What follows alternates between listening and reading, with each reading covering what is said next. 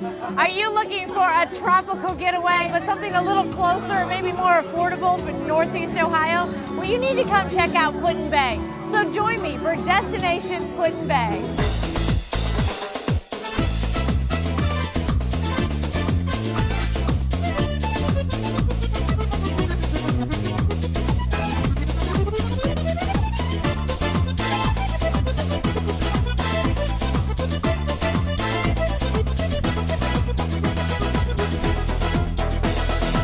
Welcome to Destination Put-in-Bay. This is a remarkable island that is so close to Northeast Ohio, it's hard to believe that it's in our own backyard.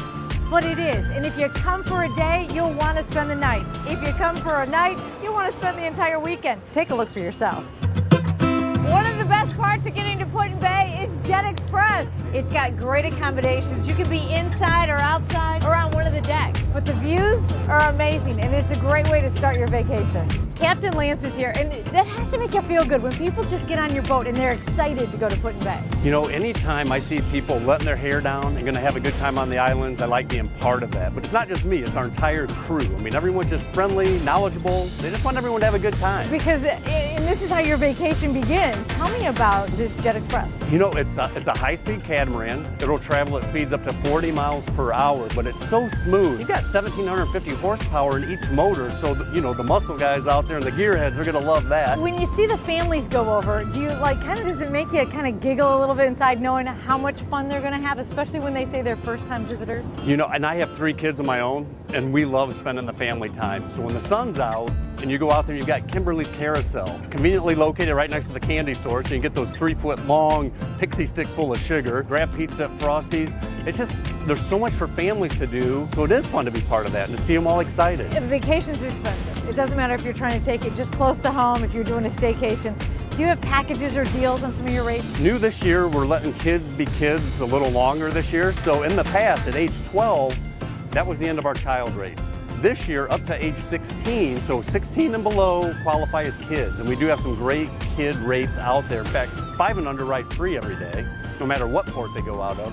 But yeah, anyone 16 years or younger is considered a kid this year. So I think the parents are gonna love that. The 16-year-old may not think that that's cool. Yeah, because you know, they want to be considered older, but when it comes to the budget and the travel budget, we've got some very family-friendly fares this year, which pair up well with all the family activities. So I would say those day trippers, take the family out, head out to downtown Put-in-Bay, enjoy yourselves, and then when that sun goes down, and the nightlife heats up, then it's time to, you know, visit the live entertainment and the venues right there as well. What about if it's just me and my husband, but we want to stay a little bit longer? Do you offer some later rides? That's a good question, yes. Once the sun goes down and that nightlife heats up, you don't want to scurry back home. You want to stay out there and have fun. The Jet Express has the latest trips off the island. So we run on a regular schedule, 12:15 a.m. or later coming home.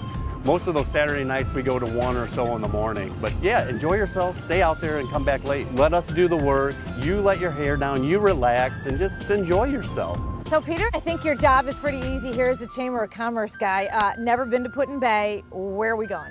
Well, we're going to start out by going to Perry's Victory and International Peace Memorial. That's the basic story about why we're here on the island and about the Battle of Lake Erie. And so we'll take off in our golf cart and enjoy the day. What do you think? So is that the monument that we see as soon as we come in? That's it, 352 feet tall. Is this the best way to get around on the island? It's the only way to get around. Life is slower this way and more fun. I like that. I think today Rob's going to talk to you a little bit about the history of the monument. Ranger Rob, passing along a little history. My parents were always really big on you can take a vacation, but you need to learn as well.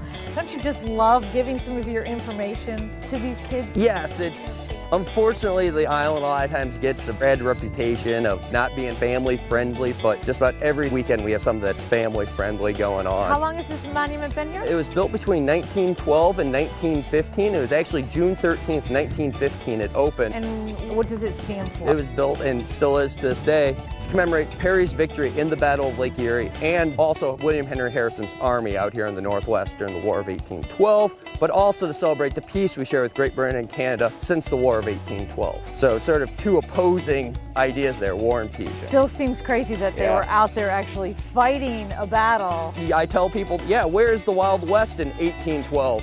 And people are, yeah, it is literally here. I know you see this every day, but for someone who's just coming up, I guess I'm really blown away by the size of this. Yeah, the blocks down at the bottom each weigh 5 tons. You look at the other 3 in the Park Service, number 1's the Arch in St. Louis, big city.